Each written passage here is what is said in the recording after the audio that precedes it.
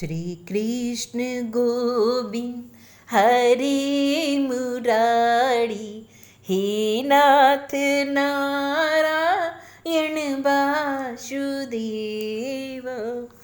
अथ तृतीय अध्याय। भगवान श्री कृष्ण का प्राकट्य। श्री सुखदेव जी कहते हैं, परीक्षित, अब समस्त शुभ गुणों से युक्त बहुत सुहावना समय आया। रोहिणी नक्षत्र था। आकाश की सभी नक्षत्र, ग्रह और तारे शांत और सौम्य हो रहे थे।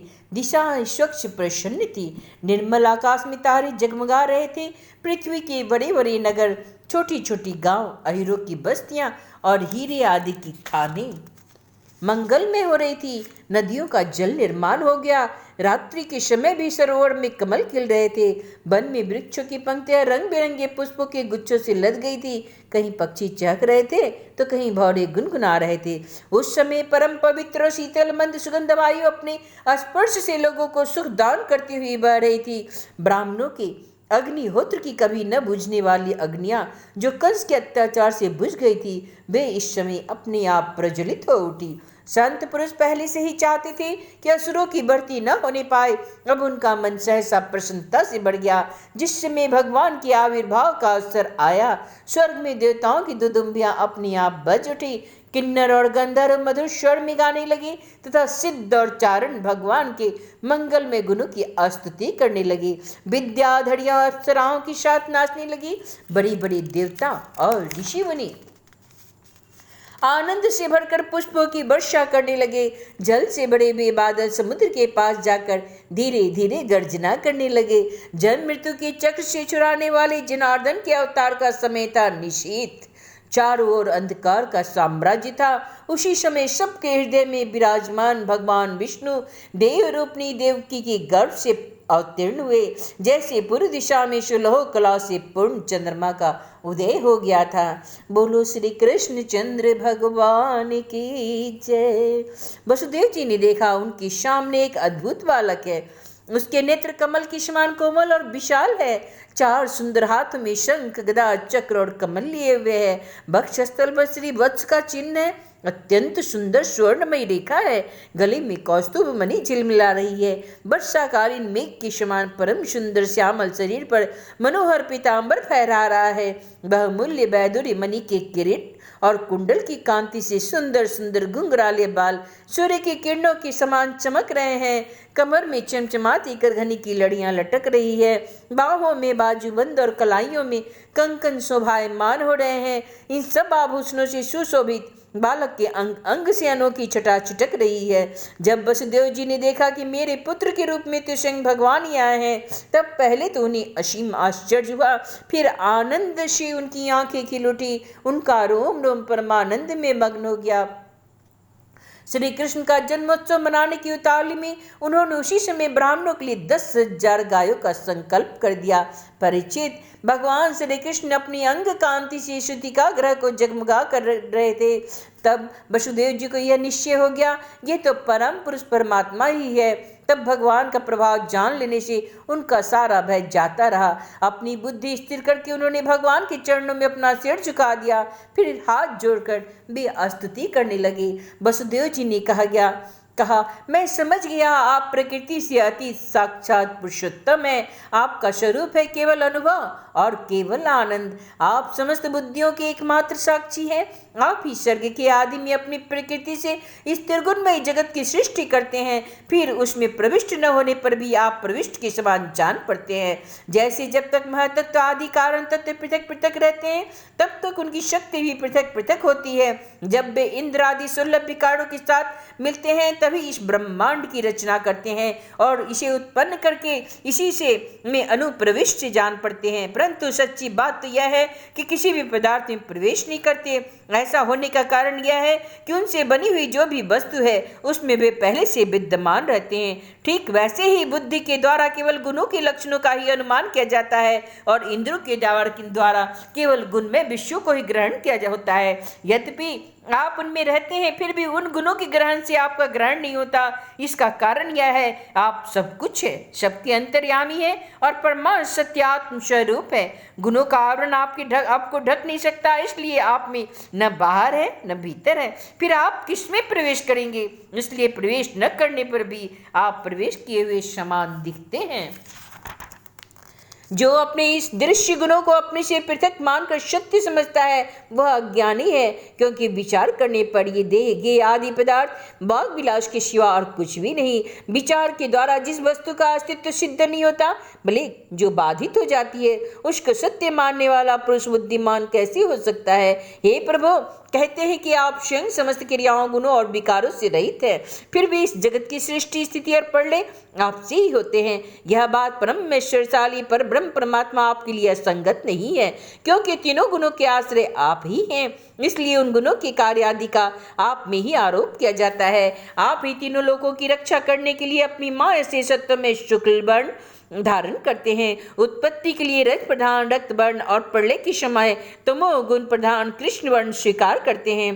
प्रभु, आप सर्वशक्तिमान और सबके स्वामी हैं। इस संसार की रक्षा के लिए आपने ही मेरे घर अवतार लिया है। आजकल कोटि कोटि असुर सेनापतियों ने राजाओं का नाम धारण कर रखा है और अपनी अधीन बड़ी बड़ी सेनाएं कर रखी हैं। आप उन सब का संहार करेंगे। देवताओं के भी आराध्य देव प्रभु, यह कंस तो बड़ा दुष्ट है। इसे जब मालूम होगा कि आपका अवतार हमारे घर होने वाला है, तब उसने आपके भय से हम आपके बड़े भाइयों को मार डाला। अभी उसके दूत आपके अवतार का समाचार उसे सुनाएंगे और वह अभी हाथ में शस्त्र लेकर दौड़ा आएगा।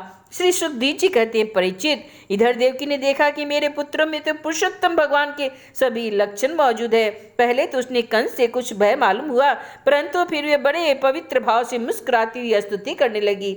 माता देवकी ने कहा, प्रभु, वेदों ने आपके जिस रूप को अव्यक्त और सबका कारण बतलाया है, वो ब्रह्म ज्योति स्वरूप समस्त गुणों से रहित और विकारहीन है, जिसे विशेषण रहित, अनिवर्चनीय, निष्क्रिय एवं केवल विशुद्ध सत्ता के रूप में कहा गया है। वही बुद्धि आदि के प्रकाशक विष्णु आप स्वयं है। जिस समय ब्रह्मा की पूरी आयु दो परार्ध समाप्त हो जाती है, काल शक्ति के प्रभाव से सारे शोक नष्ट हो जाते हैं। पंच महाभूत अहंकार में, अहंकार महत तत्व में और महत तत्व प्रकृति में लीन हो जाता है। उस समय एकमात्र आप ही शेष रह जाते हैं। इसी से आपका नाम शेष भी है। प्रकृति के एकमात्र सहायक प्रभु, निमेष से लेकर वर्ष पर्यंत अनेक विभागों में विभक्त जो काल है, जिसकी चेष्टा से संपूर्ण विश्व सचेष्ट हो रहा है और जिसकी कोई सीमा नहीं है, वह आपकी लीला मात्र है। आप सर्वशक्तिमान हैं, आप कल्याण के आश्रय हैं। मैं आपकी शरण लेती हूँ। हे प्रभु, यह जीव मृत्यु ग्रस्त हो रहा है। यह मृत्यु स्वरूप कराल ब्याल से भयभीत होकर संपूर्ण लोक लोकांतरों में भटकता रहा है, परंतु इसे कभी कहीं भी ऐसा स्थान न मिला जहां यह निर्भय होकर रहे। आज बड़े भाग्य से इसे आपके चरणार बिंदु की शरण मिल गई, अतः अब यह स्वस्थ होकर सुख की नींद सो रहा है। औरों की तो बात ही क्या, स्वयं मृत्यु भी इससे भयभीत होकर भाग गई। प्रभु, आप हैं भक्त भयहारी और हम लोग इस दुष्ट कंस से बहुत ही भयभीत हैं, अतः आप हमारी रक्षा कीजिए। आपका यह चतुर्भुज दिव्य रूप ध्यान की वस्तु है। इसे केवल मांस मज्जा शरीर पर ही दृष्टि रखने वाले देहाभिमानी पुरुषों के समान प्रकट मत कीजिए। हे मधुसूदन, इस पापी कंस को यह बात मालूम न हो कि आपका जन्म मेरे गर्भ से हुआ है। मेरा धैर्य टूट रहा है। आपके लिए मैं कंस से बहुत डर रही हूँ। हे विश्वात्मन, आपका यह रूप अलौकिक है। आप शंख चक्र गदा और कमल की शोभा से युक्त अपना यह चतुर्भुज रूप छिपा लीजिए। प्रलय के समय आप संपूर्ण विश्व को अपने शरीर में वैसे ही स्वाभाविक रूप से धारण करते हैं जैसे कोई मनुष्य अपने शरीर में रहने वाले छिद्र रूप आकाश को। वही परम पुरुष परमात्मा आप मेरे गर्भवासी हुए। यह आपकी अद्भुत मनुष्य लीला नहीं तो और क्या है। श्री भगवान ने कहा, हे देवी, शंभु मनवंतर में जब तुम्हारा पहला जन्म हुआ था, उस समय तुम्हारा नाम था कृष्ण और ये वसुदेव सुतपा नाम के प्रजापति थे। तुम दोनों के हृदय बड़े शुद्ध थे। जब ब्रह्मा जी ने तुम दोनों को संतान उत्पन्न करने की आज्ञा दी, तब तुम लोगों ने इंद्रियों का दमन करके उत्कृष्ट तपस्या की। तुम लोगों ने वर्षा, वायु, घाम, शीत, उष्ण आदि काल के विभिन्न गुणों को सहन किया और प्राणायाम के द्वारा अपने मन के मल को धो डाले। तुम दोनों कभी सूखे पत्ते खा लेते, कभी हवा पीकर सो रहे थे। तुम्हारा चित्त बड़ा शांत था। इस प्रकार तुम लोगों ने मुझसे अभिष्ट वस्तु प्राप्त करने के लिए इच्छा से मेरी आराधना की।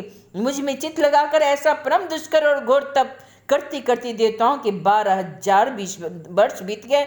पुण्यमयी देवी, उस समय मैं तुम दोनों पर प्रसन्न हुआ, क्योंकि तुम दोनों ने तपस्या, श्रद्धा और प्रेम में भक्ति से अपने हृदय में नित्य निरंतर मेरी भावना की थी। उस समय तुम दोनों की अभिलाषा पूर्ण करने के लिए वर देने वालों को राजा में इसी रूप में तुम्हारे सामने प्रकट हुआ।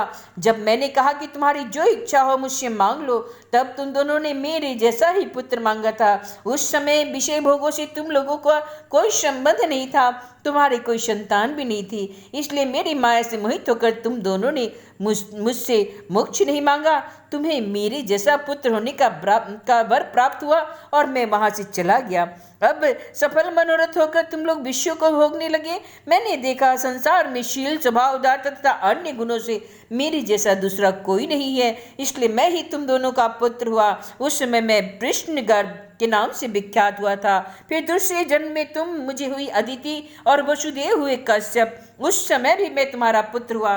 मेरा नाम था उपेंद्र। शरीर छोटा होने के कारण लोग मुझे बामन भी कहते थे। सती देव की तुम्हारे तीसरे जन्म में भी मैं उसी रूप में तुम्हारा पुत्र हुआ हूँ। मेरी वाणी श्रद्धा सत्य होती है।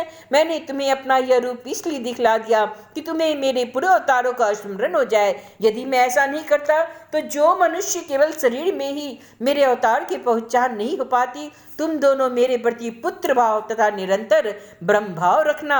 इस प्रकार वात्सल्य, स्नेह और चिंतन के द्वारा तुम्हें मेरे परम पद की प्राप्ति होगी।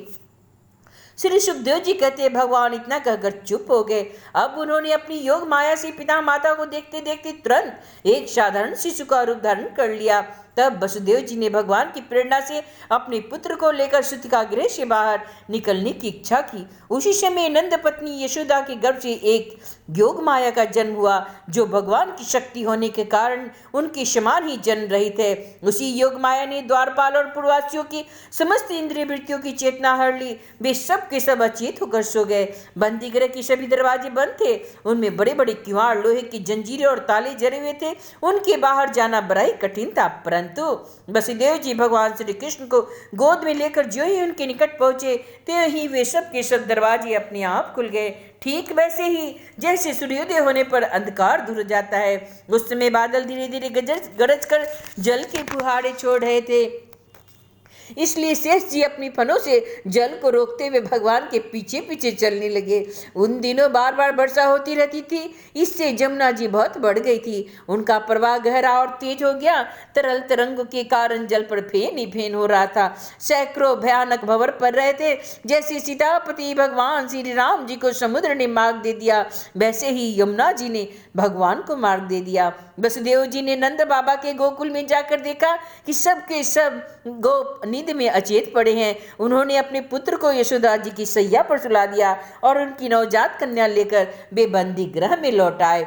जेल में पहुंचकर वसुदेव जी ने उस कन्या को देवकी की सैया पर सुला दिया और अपने पैरों में बैरिया डाल ली तथा पहले की तरह वे बंदी गृह में बंद हो गए।